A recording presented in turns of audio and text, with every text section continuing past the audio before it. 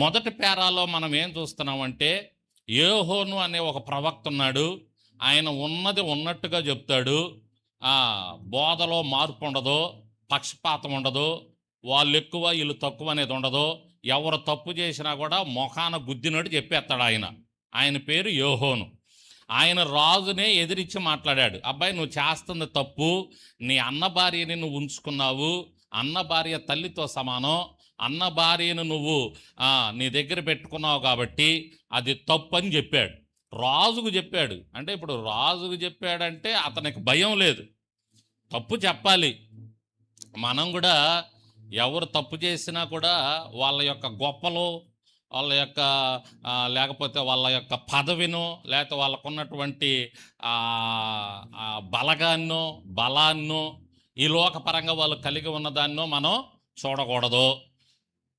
తప్పు చేస్తున్నప్పుడు తప్పు అని చెప్పాల్సిందే. వాళ్ళు ఎవరైనా సరే, చర్చికి వచ్చే బిడ్డల్లో కూడా కులాలు చూసో, అయితే వీళ్ళు గొప్ప కులమనో వీళ్ళది తక్కువ కులమనో, మనం అబ్బో వీళ్ళది గొప్ప కులం అంటే వీళ్ళకి మనం చెప్పకూడదు కొంతమంది సేవకులు అలా అనుకొని, లేకపోతే వాళ్ళకున్నటువంటి కొంతమంది ఎక్కువ దశం భాగాలు ఇస్తారు, డబ్బులు ఎక్కువ తీస్తారండి, వాళ్ళు ఎక్కువ డబ్బులు తీస్తున్నారండి, వాళ్ళు ఎక్కువ డబ్బులు ఇస్తారండి, వాళ్ళకి అమ్మో ముఖాన్ని చెప్తే ఎక్కడ డబ్బులు పోతాయోనండి అని అలా అనుకోవటానికి లేదు.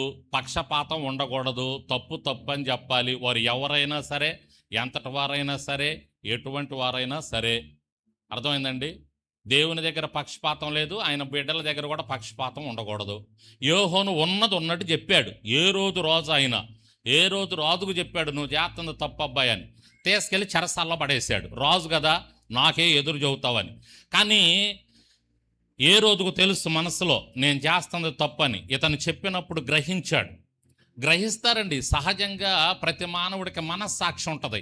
మనస్సాక్షి గద్దిస్తూ ఉండదు. నువ్వు చేస్తుంది తప్పు అని చెప్పినప్పుడు ఆ మనస్సాక్షి వాళ్ళని గద్దిస్తూ ఉంటుంది.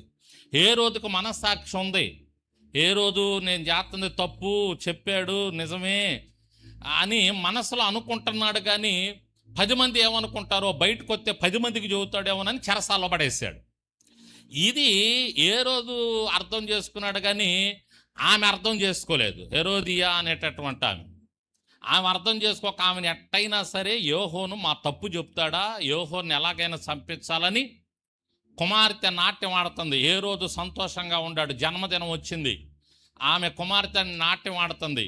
నీకేం కావాలో కోరుకో అన్నాడు. రాజులు అప్పుడప్పుడు ఇట్లా మాట్లాడుతూ ఉంటారు, ఇక వెనక ముందు చూడరా అన్నమాట. మేమేమైనా చేయగలం అనేటటువంటి ధీమా. నీకేం కావాలో కోరుకున్నాడు. ఆ అమ్మాయి ఏం చెప్పింది, తల్లి దగ్గరికి వెళ్ళింది.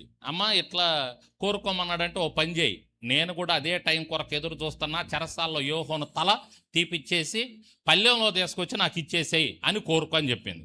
ఎంత దారుణమైనటువంటి కోరిక, నిత్య నరకంలో ఉండుంటుంది. సరే మంచిది. ఆ విధంగా చెప్పగానే రాజు అక్కడ బాధపడ్డాడంట ఆ కోరికకి. అంటే రాజుకు తెలుసు, తన తప్పు తాను ఎరిగి ఉన్నాడు. ఇది తప్పని తెలుసు, యోహోను చెప్పాడని తెలుసు, కానీ బయట చెబుతాడేమోనని లోపలేసాడు. ఈ కోరిక కోరగానే ఏ రోజుకు బాధ వేసిందంట పాపం. అరే ఎంత పొరపాటు కోరిక నేను అన్నాను, పొరపాటు పడి అని చెప్పేసి ఇక తప్పదుగా కోరిక తీర్చాల. అప్పుడు యోహోను తల కొట్టించి యోహోను తలను పల్లెంలో తీసుకొచ్చి ఆమె కప్ప చెప్తాడు. ఇక ఆ సిచ్యువేషన్ ఒక్కసారి ఆలోచన చేయండి, ఎంత దారుణంగా ఉండుంటుందో. సరే, ఇప్పుడు అసలుకి దేవుని అనుమతి లేకుండా ఒక బిడ్డను చంపటం సాధ్యమా, తలగొట్టించడం సాధ్యం అంటే దేవుడు కొన్ని సందర్భాల్లో కొంతమందిని ఆ విధంగా అప్పచెప్పాడండి. ఎందుకు అప్పచెప్పాడు? ఎందుకు అంత భయంకరంగా తలగొట్టించేసేయాలా? ఎంత దారుణమైన పరిస్థితి. అది దేవుని బిడ్డ. బాప్తిజం ఇచ్చాడు కొన్ని 100 మందికి. అసలు యేసుక్రీస్తుకు బాప్తిజం ఇచ్చింది కూడా ఆయనే. యోర్దాను నదిలో యేసుక్రీస్తుకు బాప్తిజం ఇచ్చిన ఆయన తలగొట్టేయటం అనేది ఎంత దారుణమైనటువంటి విషయం. కాబట్టి అది బాధాకరమే. ఎందుకు దేవుడు అప్పచెప్పాడు అలా? ఎందుకు అప్పచెప్పాడంటే దానికి కూడా ఒక కారణం ఉంది. అదేంటి అంటే, ఈ భూమి మీద ఎవరైతే దేవుని కోసం చచ్చిపోతారో, దేవుని కోసం హతసాక్షులు అవుతారో, దేవుని కోసం చంపబడతారో, దేవుని కోసం కొట్టబడతారో, వారికి రేపొద్దున మనందరికంటే ఎక్కువ బహుమానాలు ఉంటాయి.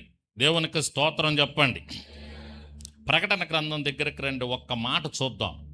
మీకు ఈ విషయాల్లో కొంచెం మిమ్మల్ని బలపరచడానికి ఒక వాక్యం చూపిస్తాను. ప్రకటన గ్రంథం 20వ అధ్యాయం దగ్గరికి రండి, 4వ వచనం చదవండి. అంతటా సింహాసనాలను నేను చూశాను, వాటి మీద ఆసీనులయ్యుండు వారికి ఆ విమర్శ చేయుటకు అధికారము ఇయ్యబడెను. ఆ మరియు క్రూర మృగమునకైనను ఆ దాని ప్రతిమకైనను ఆ నమస్కారము చేయక ఆ తమ నొసళ్ళ యందు గాని నొసళ్ళ యందు గాని చేతుల యందు గాని చేతుల యందు గాని దాని ముద్ర వేయించుకొనని వారిని ఆ యేసు విషయమే తామిచ్చిన సాక్ష్యము ఆ నిమిత్తమును ఆ దేవుని వాక్యము నిమిత్తమును శిరచ్ఛేదనం చేయబడిన వారి ఆత్మలను చూశాను. వారు బ్రతికిన వారై 1000 సంవత్సరములు క్రీస్తుతో కూడా రాజ్యం రాజ్యము చేశారు. చేసిరి. 2 చేతులైతే ఒకసారి గట్టిగా స్తోత్రం చెప్పండి. అర్థమైంది? అక్కడ మీకు అర్థం కాకపోతే చెబుతాను, వినండి జాగ్రత్తగా. ఏముందంటే అక్కడ సింహాసనాల మీద కూర్చొని ఉంటారు కొంతమంది పరలోకంలో. ఎవరయ్యా వాళ్ళని ఆరాధిస్తే యోహను ఎవరు వాళ్ళు అంటే, ఎవరైతే ఈ భూమి మీద రేపొద్దున అంత్యక్రీస్తు వస్తాడు. ఈ అంత్యక్రీస్తు ప్రపంచం అంతటా కూడా ఒకటే రూపాయి డబ్బు. ఆ తర్వాత ప్రపంచం అంతటా కూడా వాడి ముద్ర వేసుకోవాలి. 666 అనే ముద్ర. ఆ ముద్ర చేతి మీద కానీ నొసట మీద కానీ వేసుకోవాలి. వేసుకున్న వాళ్ళకే గ్యాస్ వస్తుంది ఇంటికి. అర్థమైందా? ఇప్పుడు గ్యాస్ అని ఎందుకు అన్నానంటే గ్యాస్ ప్రాబ్లం ఉంది కాబట్టి అన్నా. మీకు పరిగెత్తుతున్నారు గ్యాస్ బుక్ చేసుకోవటానికి. నువ్వు పరిగెత్తినా రేపు గ్యాస్ బుక్ చేసుకొనీడు. ఎందుకంటే నీ నొదట మీద 666 ముద్ర ఉందా లేదా, నీ చెయ్యి మీద 666 ముద్ర ఉందా లేదా అని చూస్తాడు. ఉందా? పో నువ్వు వెళ్ళి గ్యాస్ బుక్ చేసుకో. లేదా ఇదిగో ముద్ర వేసుకో. ముద్ర వేసుకున్నోడికి పరలోకం లేదు. అది విషయం. ఇప్పుడు ఏం చేయాలి? ఎట చావాలి? ఏమండి, 666 ముద్ర వాడు వేయించుకోమంటే ఇది జరుగుద్ది. ఇప్పుడు కొన్ని మీరు ఆల్రెడీ చూస్తున్నారు, గమనిస్తున్నారు. దాన్ని బట్టి అర్థం చేసుకోండి. రేపు ఇది వస్తుంది. ఇది బైబిల్ చెప్తుంది, పరిశుద్ధాత్మదేవుడు రాయించాడు. రేపు భవిష్యత్తులో వాడొచ్చి ఇజ్రాయెల్లో కూర్చుంటాడు. ఏమండి, వాడు ప్రపంచం మొత్తాన్ని శాసిస్తూ ఉంటాడు. వాడొక్కడే రాజుగా ఉంటాడు. మిగతా దేశాలన్నీ వాడికి సపోర్ట్ చేస్తాయి. వాడు నిలబడి చెప్తాడు 666 ముద్ర వేయించుకోవాలి ప్రపంచంలో ఉన్న ప్రతి ఒక్కరు అంటాడు. నీ ఇంటికి 666 ముద్ర వచ్చింది. ఒక ప్యాడ్ తీసుకొని ఈ ముద్ర తీసుకొని వస్తారు. ముద్ర వేయించుకోవాలి, రండి బయటకు రండి అంటారు. దేవుని బిడ్డల ముద్ర వేయించుకోరు. 666 ముద్ర. ఈ ముద్ర నీ ఇంటికి వస్తుంది. నీ ఇంట్లో ఎంతమంది ఉంటారు?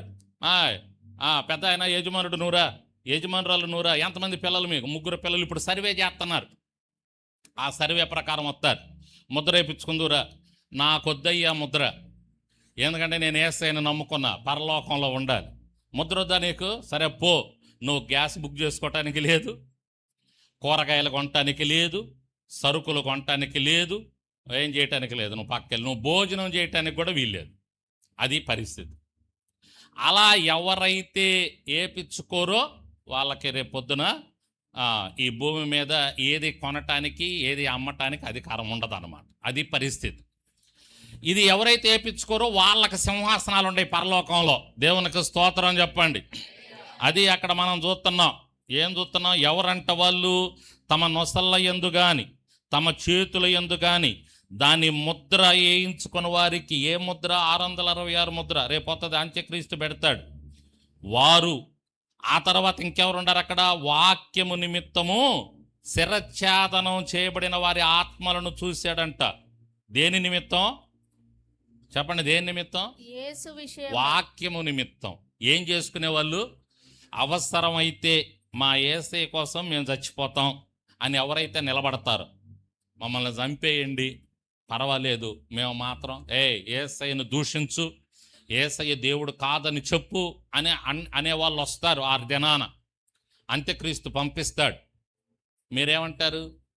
ఆ టయానికి ఎట్టో సరిపోద్దులే అని చెప్పేసి యేసయ్య దేవుడు కాదు అంటారు. అన్నారా? మీకు పరలోకంలో బహుమానాలు లేవు. అర్థమైందండి? ఎవరైతే నిలబడతారో మేము చనిపోవటానికైనా సిద్ధమే అని.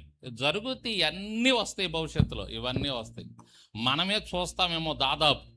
నేను కొన్ని రోజుల క్రితం ఎవరన్నా ప్రసంగాలు చెప్తుంటే అవి వింటా నేనేమనుకునేవాన్నంటే మనం చూడకపోవచ్చులే, మన పిల్లలు చూస్తారేమోలే, మన తరం అయిపోద్దిలే అనుకుంటున్నా. కానీ మన తరం అవ్వకముందే చాలా ఘోరాలు జరిగిపోతున్నాయి కాబట్టి మనం చూస్తామేమో ఇవి కూడా భవిష్యత్తులో, చెప్పలేం ఇంకో 10-20 సంవత్సరాల్లో. కాబట్టి అది పరిస్థితి. అప్పుడు వచ్చినప్పుడు నీ దేవుడు కాదు అని అంటే నిన్ను వదిలేస్తారు. ఎవరు? యేసయ్య దేవుడు కాదు అంటే. యేసయ్య దేవుడని నువ్వు నిలబడ్డావు అనుకో, నిన్ను పొడవచ్చు, నిన్ను కొట్టవచ్చు, కొరడాలతో కొట్టవచ్చు, నిన్ను గట్టేయచ్చు, గందరగోళం చేయొచ్చు, నిన్ను ఇబ్బంది పెట్టవచ్చు. ఈ రోజుల్లో చాలామంది ప్రస్తుతం కొన్ని ఏరియాల్లో ఇబ్బంది పడుతున్న వాళ్ళు యేసయ్య కోసం సహించుకొని ఎందుకున్నారు అంటే ఈ మాటల కోసమే.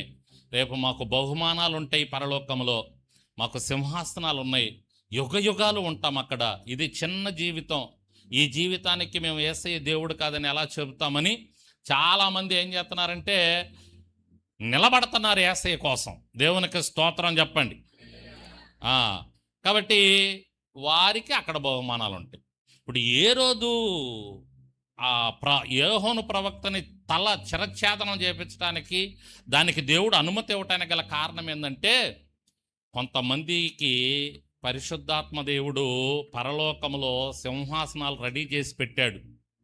ఇక్కడ చిరఛేదనం చేయబడగానే, ఇక్కడ వాళ్ళు కళ్ళు ముయ్యగానే వారి ఆత్మలు పరలోకంలో సింహాసనాల మీద ఉంటాయి. దేవునికి స్తోత్రం.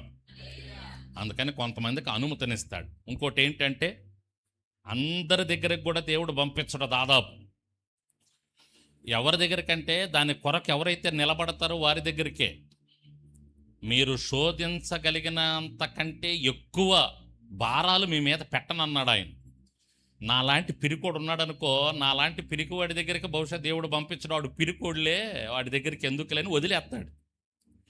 ఆ తర్వాత ఇంకో విషయం ఏం చెప్తానంటే, మీకు రేపు 666 ముద్ర మీరు ఏపించుకోకుండా నిలబడినా దేవాది దేవుడే మిమ్మల్ని వదిలిపెట్టడు, మిమ్మల్ని పోషిస్తాడు. ఏ విధంగా పోషిస్తాడో ఆయన పోషిస్తాడు.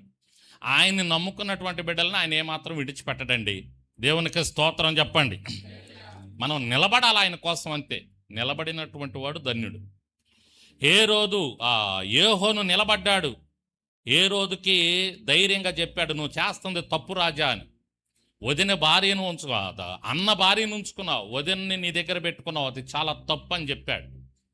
తప్పు అని చెప్పినప్పుడు కోపగించుకున్నాడు, కానీ మనస్సాక్షి గద్దించి చెరసాల్లో వేసి అలా సైలెంట్గా ఉన్నాడు. ఆ కోరిక కోరుకోమన్నాడు. దాన్ని బట్టి యోహాను తల చిరఛేదనం చేయబడింది. కానీ మనం గమనించాల్సింది ఏంటంటే, ప్రకటన గ్రంథం 20వ అధ్యాయం 4వ వచనం ప్రకారం యోహాను ఆత్మ పరలోకంలో సింహాసనం మీద ఉంది. దేవునికి స్తోత్రం. ఎడే చెప్పండి హల్లెలూయా. కాబట్టి మొట్టమొదటి పేరాలో ఏం నేర్చుకుంటున్నామంటే, నిలబడదామండి, యేసయ్య కోసం నిలబడదాం. వాళ్ళు ఎవరైనా సరే తప్పు జరిగితే తప్పని చెప్పటానికి ప్రయత్నం చేద్దాం. వాళ్ళు తప్పు చేస్తున్నారంటే వారు మనకు తెలుసుంటే, వాళ్ళు ఎంతటి వాళ్ళైనండి, మనకంటే గొప్ప వాళ్ళు కావచ్చు, మనకంటే అధికారులు కావచ్చు, మనకంటే డబ్బున్న వాళ్ళు కావచ్చు, తప్పయ్యా అని చెప్పటానికి ప్రయత్నం చేద్దాం. అలా ప్రయత్నం చేసినప్పుడు మనల్ని దేవుడు చాలా మెచ్చుకుంటాడు. ఏదో ఒక రకంగా మనం చెప్పటానికి ప్రయత్నం చేయాలి వాళ్ళకి. వాళ్ళు పొరపాటు చేస్తున్నప్పుడు పొరపాటు అయ్యాన్ని చెప్పటానికి మనం ప్రయత్నం చేయాలి. ఆ విధంగా ముందుకెళ్ళాలి. దాన్ని బట్టి మనకు బహుమానాలు ఉంటాయి పరలోకంలో. దేవునికి స్తోత్రం.